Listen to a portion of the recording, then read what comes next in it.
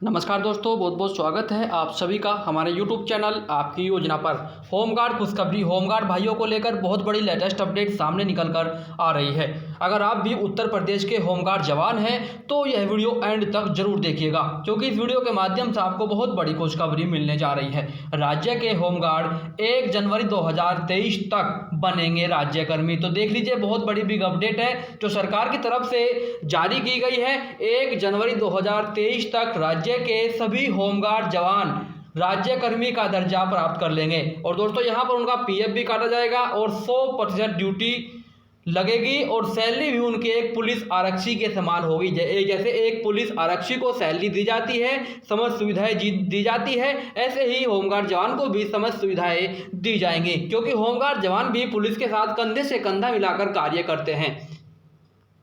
दोस्तों, अगर बात करें होमगार्ड जवानों को मिलने वाले लाभ की, इनमें से कौन सा लाभ आपको दिया जा रहा है, आप मुझे कमेंट बॉक्स में जाकर जरूर बताएं। इस लाभों की घोषणा सरकार के द्वारा कर दी गई थी, लेकिन अभी तक यह लागू नहीं हो पाए हैं। लेकिन यहाँ पर गृह मंत्रालय ने एक बार फिर से होमगार्ड जवानों की आवाज को बुलंद किया है। मैं आपको बता देता हूँ कौन कौन से लाभ देने की घोषणा की गई थी। सेवानिवृत्त के बाद पीएफ खाते में जमा धनराशि ब्याज सहित मिलेगी। पहली कंडीशन यह कही गई धर्मवीर प्रजापति जी के द्वारा। सेवानिवृत्त के बाद पेंशन का लाभ दिया जाएगा। सेवा के दौरान मृत्यु होने पर फैमिली पेंशन पत्नी को आजीवन व 2 बच्चों को 25 वर्ष की उम्र तक, मृत्यु की दशा में आश्रित परिजनों को न्यूनतम 1000 व अधिकतम 37,500 रुपये प्रति माह की दर से पेंशन का भुगतान। मृत्यु के बाद आश्रित परिजनों को एम्प्लॉयज डिपॉजिट लिंक के 7 लाख रुपए मिलते हैं। बेटी की शादी, बच्चों की पढ़ाई, इलाज व भवन निर्माण के लिए पीएफ से एडवांस की सुविधा भी की गई है। यहाँ पे अगर बच्चों की शादी, बेटी की पढ़ाई और अपना घर बनाना चाहते हैं या फिर प्लॉट खरीदना चाहते हैं, तब भी आप अपने पीएफ से एडवांस ले सकते हैं।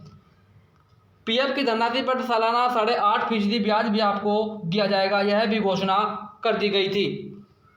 वर्तमान समय में कितना मिलता है वेतन, आप मुझे कमेंट बॉक्स में जाकर जरूर बताएं। अब मैं आपको बताता हूं, गृह मंत्रालय के द्वारा सभी राज्यों से रिपोर्ट मांग ली गई है। मैं आपको समस्त जानकारी विस्तार पूर्वक से बताऊंगा। आप वीडियो को लाइक करें, शेयर करें और चैनल को सब्सक्राइब भी जरूर कर लें। अब दोस्तों, यहाँ पर देख लीजिए, मंत्रालय की ओर से सभी राज्यों से पत्राचार कर रिपोर्ट और सुझाव मांगा गया। पत्र में इस बात को इंगित किया गया है कि होमगार्ड के वर्तमान मॉडल को अपडेट करने के लिए 1965 और 1969 बिल में संशोधन की बहुत ज़्यादा आवश्यकता है। यह दोनों बिल गृह रक्षकों को स्वयंसेवी का दर्जा देते हैं, तो बहुत जल्द इन बिलों में संशोधन की आवश्यकता है होमगार्ड जवानों के लिए।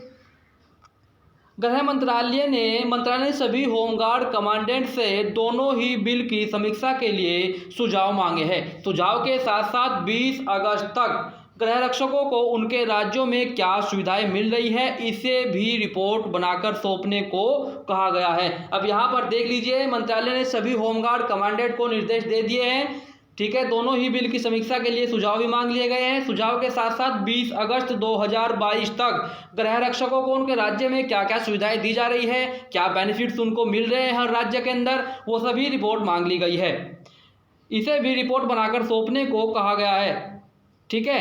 अब दोस्तों, कोरोना काल के दौरान धनबाद समेत पूरे देश में गृह रक्षकों ने गृह मंत्रालय को पोस्टकार्ड भेजकर अपना दर्द बयां किया था। लाखों की संख्या में पोस्टकार्ड भेजकर वॉलंटियर से राज्य कर्मचारी का दर्जा देने की मांग की गई थी। इस पर संज्ञान लेते हुए गृह मंत्रालय ने गृह रक्षक बिल में संशोधन के लिए समीक्षा का निर्णय लिया है। गृह मंत्रालय ने संज्ञान से गृह रक्षकों में हर्ष, ठीक है, गृह मंत्रालय के द्वारा संज्ञान लिए जाने के बाद तमाम गृह रक्षकों में हर्ष है। गृह रक्षक इसे अपने हक में जीत का पहला कदम बता रहे हैं। अब दोस्तों, यह झारखंड राज्य से शुरुआत कर दी गई है। झारखंड राज्य से शुरुआत हो चुकी है। झारखंड राज्य में लगभग 19,000 होमगार्ड जवान हैं। अब सभी को राज्यकर्मी का दर्जा मिलने जा रहा है। होमगार्ड जवान अब झारखंड के साथ साथ उत्तर प्रदेश सरकार भी, मीडिया रिपोर्ट्स के अनुसार जानकारी प्राप्त हो रही है, उत्तर प्रदेश सरकार भी जनवरी 2023 तक होमगार्ड जवानों को राज्यकर्मी घोषित कर सकती है। अब राज्यकर्मी घोषित होने पर होमगार्ड जवान को